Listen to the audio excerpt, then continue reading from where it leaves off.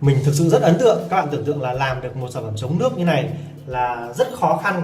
Các sản phẩm điện thoại của Trung Quốc ấy, họ cắt giảm cái tính năng chống nước đi bởi vì đơn giản là họ muốn tiết kiệm chi phí đấy. Tuy nhiên là anh Quảng đưa vào đây một cái mức giá 6,9 triệu thôi mà chống được nước thì mình thực sự là rất bất ngờ.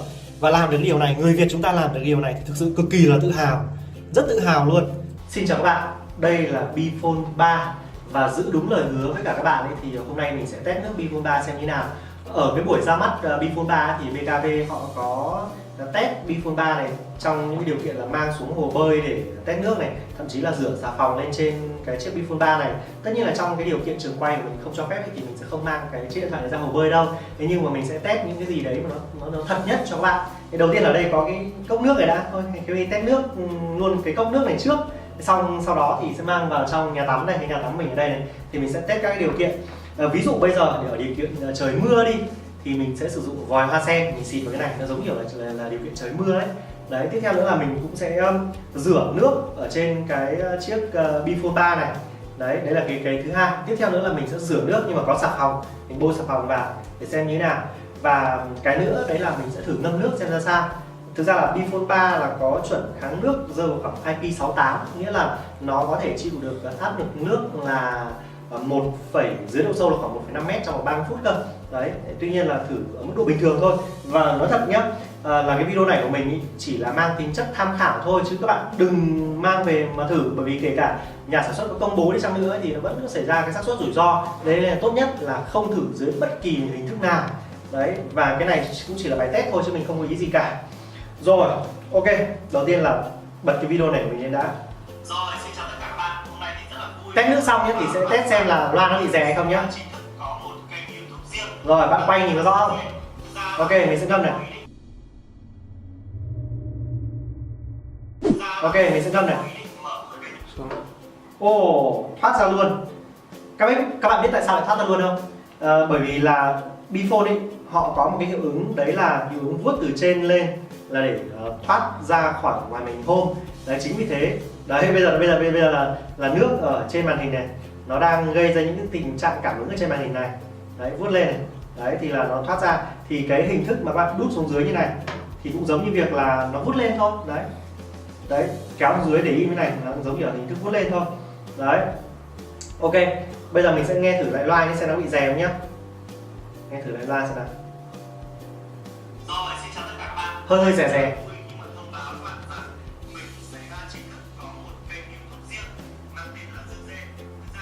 Đấy, bây giờ mình sẽ thổi thử nào.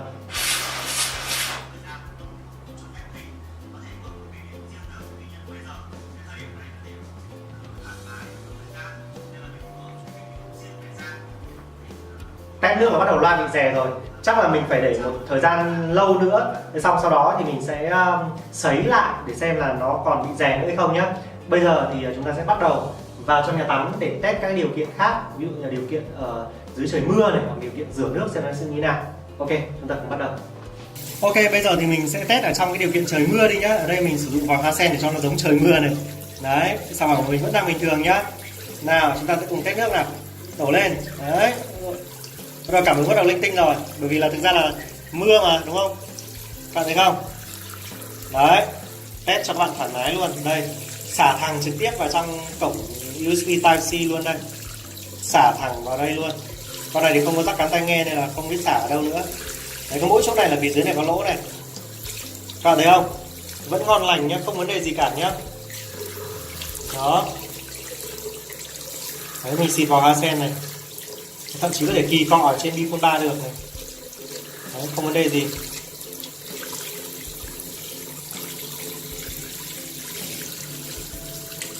Đấy. Có một cái này rất hay này. Đấy là khi mà mình xả nước vào đây này, mình tắt màn hình đi nhá, các bạn nhìn không? Có những giọt bong bóng nổi lên này, đấy. Giống kiểu cái màn hình này được phủ nano hay sao ấy. Đấy, cái điểm rất là hay như vậy này. Các bạn thấy không? Rồi, bây giờ thì mình sẽ tắt cái vòi hoa sen này đi đã. Đấy, vẩy đi một tí để xem là nó còn lên nguồn hay không nhá. Đây, vẫn lên bình thường này. Bởi vì là đây trên màn hình đang dính nước nên là vuốt nó không được trơn tru lắm đấy. Vẫn ổn nhá, vẫn thoải mái nhá, không vấn đề gì nhá. Rồi, ok, bây giờ thì mình sẽ thử đến bài thứ hai, đấy là mình xả nước từ cái vòi này nó sẽ mạnh hơn từ vòi hoa sen, mà nó sẽ tập trung hơn để xem là cái sản phẩm này liệu nó có chống được nước hay không nhá. Đây, xả rất mạnh luôn này các bạn thấy không, xả mạnh ào luôn và thẳng trực tiếp vào trong cái cổng USB Type-C này luôn này, để cho áp lực nước nó rất lớn này các bạn thấy không, xả rất mạnh luôn. Bạn có thể quay sát vào đây giúp tôi được không? Đấy, bạn tưởng tượng là nó xả nó mạnh như nào đấy. Đấy, đấy, thấy không, bắn tung tóe luôn này, bạn thấy chưa? Đấy, vẫn rất bình thường nhưng mà đây xả thẳng trực tiếp vào những cái lỗ hở luôn này, các bạn thấy không? Đây nó gọi là test này, đấy, test là nó phải như thế này, xả thẳng trực tiếp vào lỗ hở luôn. Đấy, không vấn đề gì, không hề hấn gì cả, iPhone rất tuyệt vời. Ok, vẩy đi, vẫn bình thường như các bạn nhé, không vấn đề gì nhá. Cảm ơn vẫn ngon. Rồi, ok, bây giờ thì mình sẽ thử luôn cái này. Để cái này ở đây. Đấy, xoa xoa tay một tí, lấy xà phòng, mình lấy xà bông luôn, lau lên trên cái chiếc Bphone này luôn. Đấy,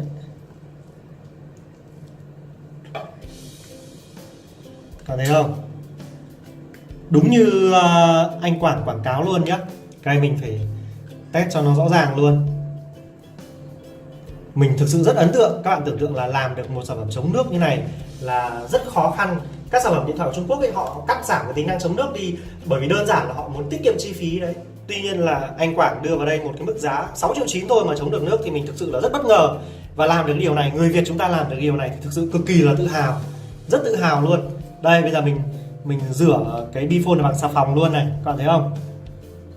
Đấy, bây giờ mình rửa luôn nhá, xả hết sạch xà phòng, xả hết nước, xả hết sạch luôn đi, để xem như nào. Đấy, các bạn nghe tiếng không, rít luôn, rất sạch sẽ. Đấy. Hà Nội đang mưa. Ở ngoài trời không biết có mưa hay không, ở đây hiển thị Hà Nội đang mưa này, có cảm biến nước thì đúng là quá tuyệt vời luôn các bạn ạ, không hề hấn gì cả. Bphone 3 vẫn chịu ngon lành nhá. Đấy, thực ra là với những điều kiện bình thường của chúng ta, kiểu như là con nhỏ mà nghịch nước ấy, thì quá thoải mái luôn, không phải lo lắng cái gì cả. Ok, rồi, và bây giờ thì mình sẽ thử một cái điều kiện mà nó khắc nghiệt hơn. Đây, cái này bây giờ màn hình đang ướt nên là cảm ứng nó bị như vậy. Đấy, nó loạn xì ngầu lên bởi vì là màn hình đang ướt thôi chứ không phải là vì bị loạn cảm ứng đâu. Bây giờ ấy thì mình đã xả đầy nước vào trong cái bồn rửa mặt này rồi, các bạn thấy không? Đấy, ở đây thì cái Bphone này mình đang bật cái chế độ đồng hồ thể thao lên. Mình thử ngâm nước vào trong cái bồn này trong khoảng 10 phút đi để xem là nó như thế nào. Thực ra là nếu mà các bạn ngâm ở đây, ngâm xuống nước ấy, thì kiểu gì màn hình của nó cũng sẽ bị nhảy tưng bừng lên thôi. Đấy, chính vì thế này các bạn nhìn cái đồng hồ của mình này, nó ghi là 14 giờ 49 nhá. Nhìn đây thì nó rõ ràng nhất này. Đấy, xong sau đó thì mình sẽ bấm giờ thể thao này. Bấm giờ thể thao, ok, 14 giờ 49 nhá. Bắt đầu đặt vào. Ồ, may quá, không bị vấn đề gì. Đấy, chúng ta sẽ để vào đây trong khoảng chục phút đi để xem như thế nào. Ok, bây giờ là sau khoảng hơn 10 phút quay trở lại ở đây, mình sẽ lấy cái chiếc Bphone này lên. Hơn 10 phút rồi, vẫn đang sống bình thường. Đấy, vẫn đang sống bình thường nha các bạn nhé. Mình sẽ nhấc nó lên. Đây, các bạn nhìn này, đúng 15 giờ luôn nha các bạn, nhìn vào cái đồng hồ này nó mới chuẩn này. Đấy, hơn 10 phút rồi. Ok, sản phẩm chúng ta vẫn bình thường, vẫn rất ngon, không vấn đề gì cả. Chúng ta chỉ vẩy đi này thôi, là để cho nó sạch những cái nước ở bên trong này thôi. Đó, thực sự là BKV Bphone 3 chống nước rất ổn, rất ngon. Và mình nghĩ rằng đối với cả đủ mọi cái yêu cầu của chúng ta khi chúng ta sử dụng ở bên ngoài đời sống thực tế đi, ví dụ như là đổ những may đổ cốc nước ở đây, đi trời mưa hay các thứ thì hoàn toàn bình thường, thậm chí là rơi vào nồi lẩu. Đấy, thậm chí là rơi vào nồi lẩu như này, đấy cũng hoàn toàn bình thường luôn, không vấn đề gì cả. Và như vậy là mình vừa mới đi test nước xong cái sản phẩm Bphone 3 này rồi đây. Đây, thời gian vẫn chạy đây. Và sau khi test nước xong ấy thì đây, cảm ứng của nó vẫn rất là bình thường thôi. Và mình dùng các cái rẻ để mình lau vào đây. Đặc biệt là các bạn có thể dùng những cái bông các bạn thấm vào bên trong những cái cổng USB Type-C cũng như là những cái lỗ loa này. Đấy, để cho nước nó hết sạch ra. Và ở đầu video thì mình có nói nó hơi sai một tí. Đấy là chúng ta sẽ không thể sử dụng máy sấy để sấy được nhé. Bởi vì là những cái chiếc điện thoại ấy mà nó có chống nước ấy, thì là nó có những lớp keo bên trong này này. Đấy, nếu chúng ta sử dụng máy sấy thì chúng ta để cái chế độ lạnh thôi chứ đừng để chế độ nóng. Nếu không là keo ở trong này nó sẽ rất là dễ bong ra, hoặc là nó bị giãn nở, nó không tốt cho cái khả năng chống nước về sau này. Đấy nên là nếu mà có khò thì tốt nhất là khò lạnh thôi chứ đừng khò nóng. Đó, ok. Bây giờ thì cái điều mà các bạn quan tâm đấy là ngoài cái việc cảm ứng này nó bình thường ra rồi, thì liệu sau khi chúng ta test nước beta lành như thế thì liệu loa của nó sẽ như thế nào? Mình sẽ bật lên cho bạn nghe luôn nhé. Đây, mình sẽ kéo cái video này, vẫn là video cũ của mình thôi. Đấy, mình sẽ bật lên cho các bạn nghe này. Rồi, xin chào tất cả các bạn. Hôm nay thì rất là vui khi mà thông báo với các bạn rằng mình sẽ chính thức có Cái loa của nó ấy, nó hơi bé đi. là Dương Dê. Đấy, loa của nó bị bé đi và nó hơi rẻ. Đấy là cái nhận xét khách quan của mình. Đấy, rất là bé và rẻ. Cái YouTube riêng được, tuy nhiên bây giờ cái thời điểm này là thời điểm mà mình cũng tương đối thoải mái về mặt thời gian. Đó các bạn thấy không? Rồi thực ra là mình nghĩ sử dụng thì nó hoàn toàn bình thường, nó không vấn đề gì cả, cũng giống như kiểu là cái iPhone 7 của mình thôi. Trước kia là mình đi vào trời mưa thôi, mình nghe cái loa này cực rè luôn này, để ở đây nó cũng rè này. Tuy nhiên là sau khoảng thời gian sử dụng khoảng mấy tiếng sau ấy, nó khô đi hết, cũng như là mình lau rửa cái thứ, lau chùi cái thứ nó sạch sẽ thì nó lại đâu trở lại đấy thôi. Các bạn yên tâm, không vấn đề gì đâu. Đấy, và cũng yên tâm luôn là không sợ là loa bị hỏng hay cái gì đâu. Đó. Còn các bạn thì các bạn cảm thấy sao về Bphone 3 và cái khả năng kháng nước của nó thì có thể để lại comment ở phía dưới video. Và mình chỉ có một câu như này này: làm được kháng nước là điều rất khó về mặt cơ khí, và người Việt Nam của chúng ta làm được cái điều này thì cực kỳ là tự hào, và mình rất tự hào về BKV. Và đặc biệt nữa, với mức giá chỉ rơi khoảng 6,9 triệu thôi là chúng ta đã có một sản phẩm có khả năng kháng nước rồi, thì quá ngon luôn.